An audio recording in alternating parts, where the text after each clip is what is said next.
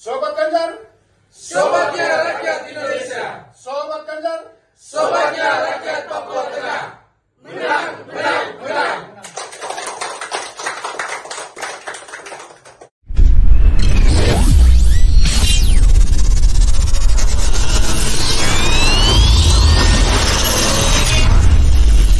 Sobat Ganjar di seluruh tanah air, jumpa lagi bersama kami di sini, Koordinator Nasional Relawan Sobat Ganjar.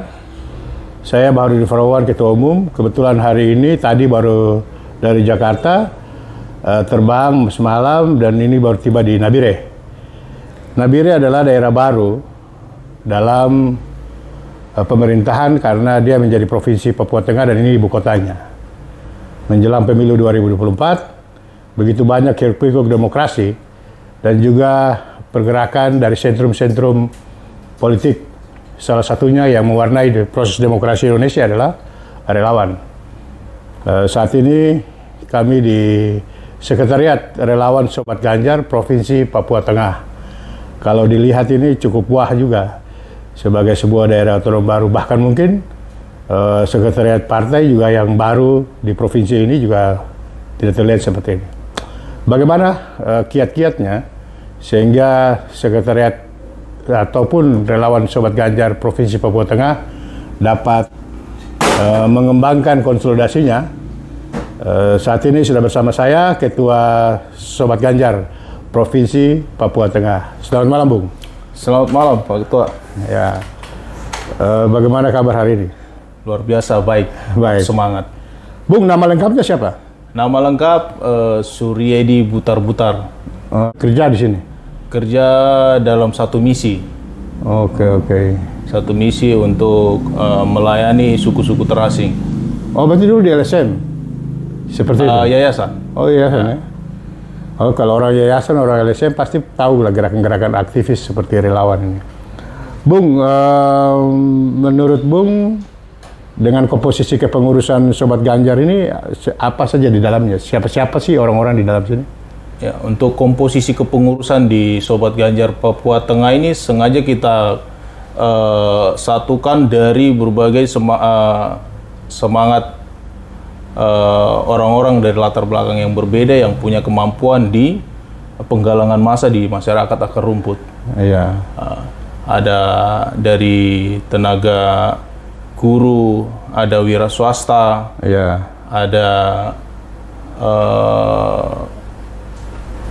ada kontraktor juga, dan Lintas profesi lah. ya lintas profesi. Iya.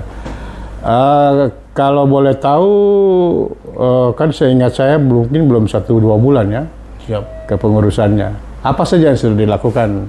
Ya, setelah diterbitkan SK DPD Sobat Ganjar Papua Tengah, Iya. kita langsung turun ke lapangan, menemui masyarakat dan membuat aksi ke masyarakat, mempromosikan atau mendeklarasikan Sobat Ganjar di Papua Tengah sudah ada dan siap memenangkan Pak Ganjar dengan Pak Mahfud bersama Pak Komarudin Watubun sebagai Dewan Pembina Nasional Sobat Ganjar. Kebetulan beliau dari Dapil sini ya, Dapil Papua Tengah untuk DPR. Saya agak keluar dari situ, karena ini kan proses demokrasi yang pertama bagi sebuah provinsi otonom baru. Kita agak keluar konteks sedikit, karena tujuan dari pemilu di Papua Tengah itu salah satunya adalah mengisi pembangunan dari provinsi baru ini. Menurut Bung, lahirnya Papua Tengah ini seperti apa sih harapan atau keadaan setelah lahirnya seperti apa? Ya. Saya sedikit mengikuti juga untuk proses perjuangan DOB, Daerah Otonomi Baru.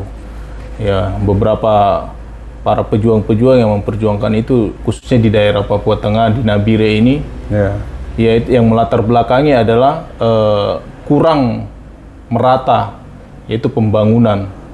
Ada beberapa daerah yang belum merasakan yang namanya pemerataan kesejahteraan, baik itu dari segi pembangunan, pendidikan, dan secara khusus kami masyarakat Papua ketika hadirnya DOB, Daerah Otonomi Baru untuk Papua Tengah, dan istimewanya ibu kotanya di Papua, di Nabire untuk Papua Tengah, jelas terasa dampaknya dari berbagai sisi, pendidikan, kesehatan, bahkan posisi-posisi jabatan yang dikhususkan untuk OAP, anak asli Papua. Dan sekarang ya sudah dilihat hasilnya. Begitu, Pak Ketua. Baik, kita kembali ke topik itu agak sedikit intermezzo lah sesuai daerah baru. Di antara 3 capres ini pasti Bung punya pilihan, bukan karena faktor emosional, karena mungkin kesamaan partai atau apa. Menurut Bung, 3 figur pasangan capres ini seperti apa?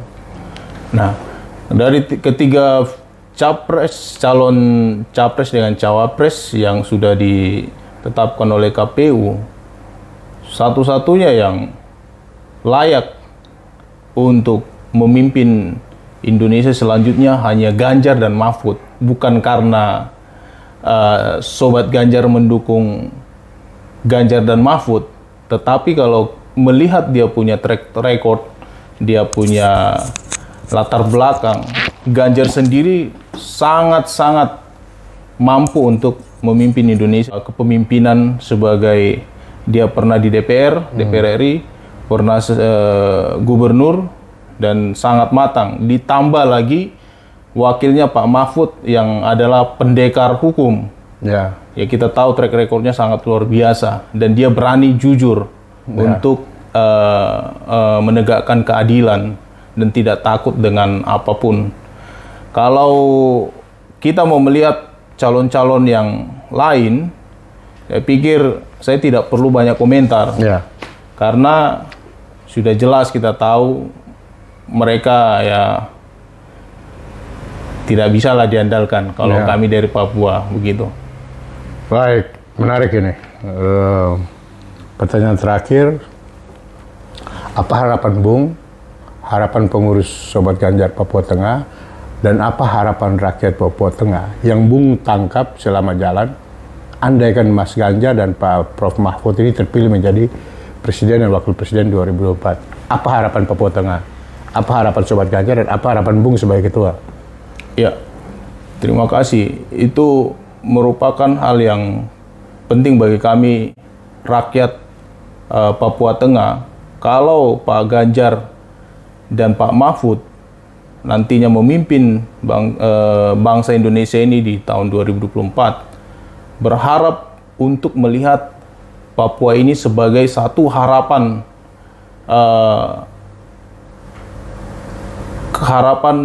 titik bisa dikatakan mensejahterakan anak-anak orang asli Papua.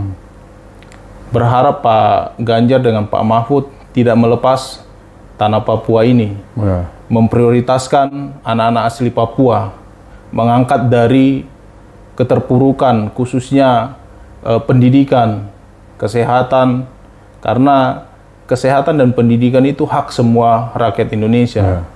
Saya pikir harapan kami yaitu kembali mengangkat harkat martabat orang asli Papua, supaya kita semua merasakan ya sumber daya alam yang kaya dan masyarakatnya juga harus sejahtera.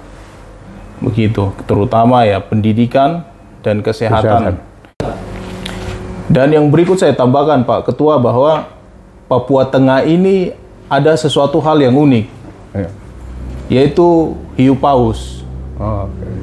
Hiu paus ini hanya ada di Papua Tengah, dan selalu ada di Papua Tengah, khususnya di daerah Teluk Cendrawasih, Kuati Sore, Nabire, Papua Tengah.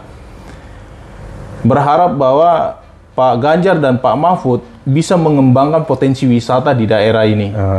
Dan ini akan berdampak kepada kesejahteraan masyarakat wisata orang asli bahari, Papua, wisata ekowisata bahari. Dan ini sangat luar biasa dampaknya untuk masyarakat asli Papua, baik melalui kulinernya, cenderamata, dan banyak lagi budayanya yang bisa ditawarkan untuk wisata khususnya di Papua Tengah dan berdampak besar untuk kesejahteraan rakyat orang Papua asli yang berusaha atau berjuang di dunia wisata. Dunia wisata Kemaritiman. Seperti itu, Pak Ketua. Baik, terima kasih Sobat Ganjar di seluruh tanah air. Pemimpin yang baik adalah pemimpin yang membawa rakyat yang dipimpinnya ke tempat yang belum mereka datangi sebelumnya. Itu yang disebut dengan perubahan. Terima kasih Bung Ketua Sobat Ganjar Papua Tengah. Terima kasih Pak Ketua atas waktunya, dan terima kasih juga sudah diterima di Sekretariat Sobat Ganjar. Mari kita menangkan Pak Ganjar dan Pak Mahfud dan Pak Ketua Dewan Pembina sebagai wakil rakyat mewakili Papua Tengah duduk di Senayan. Selamat malam dan terima kasih. Selamat malam.